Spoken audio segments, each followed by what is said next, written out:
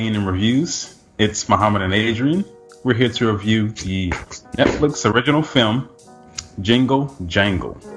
It's a Christmas movie, pretty much an all-black cast. Jingle Jangle basically takes place in this fictional old town. It's kind of like a period piece.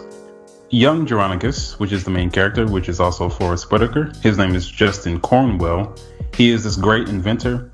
He has his own shop where he's been creating toys for a long time.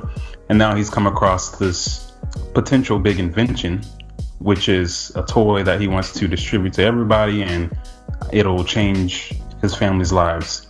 And his family is made up of his wife and his young daughter. But he also has an assistant, and his name is Gustafsson. He's the assistant of Geronicus, and he feels underappreciated. He feels like he's inventor also, but nobody ever looks at his stuff. And most times he does fail when it comes to showing off his inventions. But once this toy is made from Geronicus, he finally gets this game-changing invention.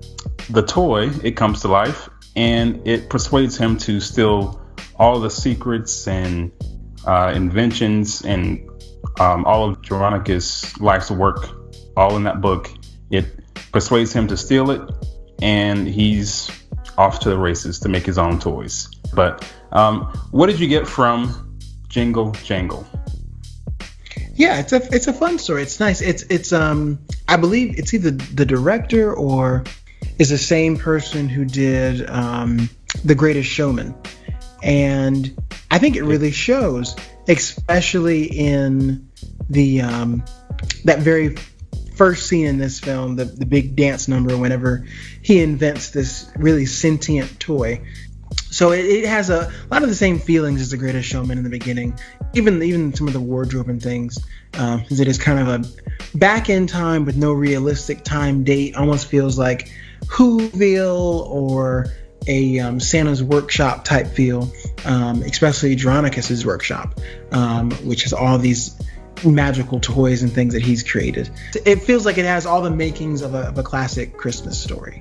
From the way it's told as a nighttime story, going into this magical land, in the beginning narrated by Felicia Rashad. And yeah, it was really bright. It was fun. The music, I think, was really good. They did a good job of making like these musical numbers. They had lots of influence from pop culture and even some like Caribbean African beats in there. So it had a little bit of everything. And the style of the filming, it was really good. Oh yeah, I agree. It definitely looks like it has all the makings for a classic. Reminds you of the Whoville. All the sets look nice. I mean, really, it doesn't even look like a set. They really put a lot of money into it. Felicia Rashad, she is the narrator, telling this whole story of Geronicus and his family.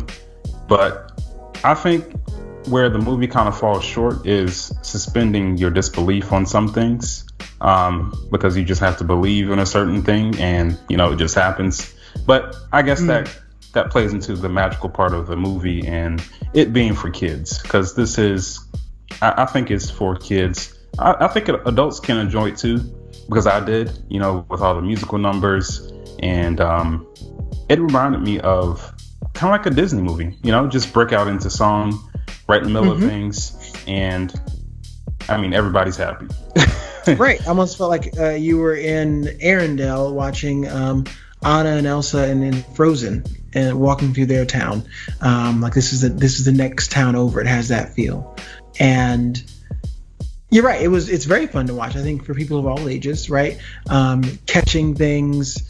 I don't think the story was incredibly predictable. I think obviously this is going to resolve itself in some way, but it even had feels of the Polar Express.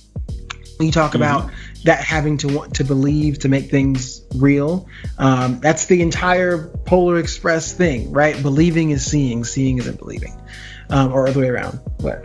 Seeing, something believing, like yes, believing is seeing. So that is what powers this magic, this spark in him to make his toys work. I mean, everything kind of wraps up in a nice way. It's pretty much, there was a lot packed in there. Yeah, it was. I mean, the movie is, I think, a little over 2 hours. It didn't feel completely like 2 hours because I did enjoy the ride, but you do have to suspend your disbelief for, I would say, most of the movie. Yeah, I mean, and I think Christmas movies at their core are all about that, right? Hallmark has a whole channel dedicated to not believing reality, and Christmas is a big part of that in how they do their films and their storyline. So I think you're right. I mean, that's definitely a good way to escape and get into the Christmas spirit and just enjoy watching something that's not like the rest of the world and is so sad and dark and gloomy. It's very bright, cheery, and happy.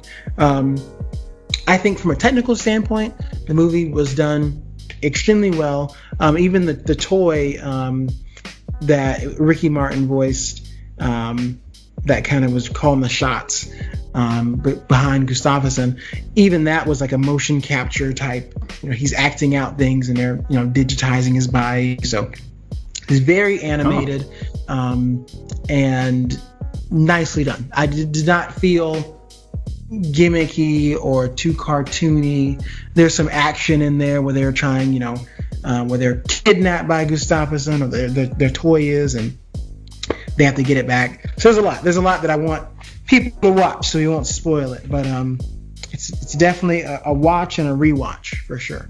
But I guess if you don't have anything else to say about the film, we can go ahead and wrap it up with a rating. All right, let's do it.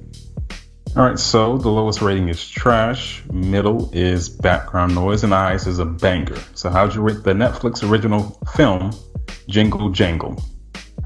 I would rate this as a mid-level banger.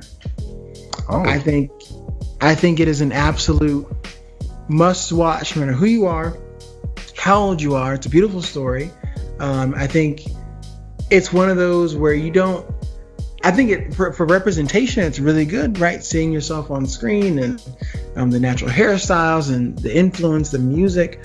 But there's something I think that everyone can enjoy, if at least going away to an imaginary place and watching someone hit rock bottom and come back up better than ever before.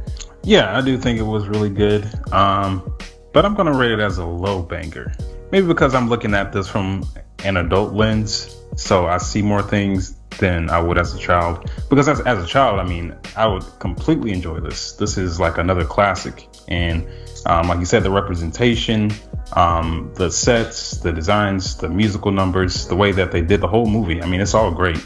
But you do have to suspend your disbelief for a few things. Thanks for watching.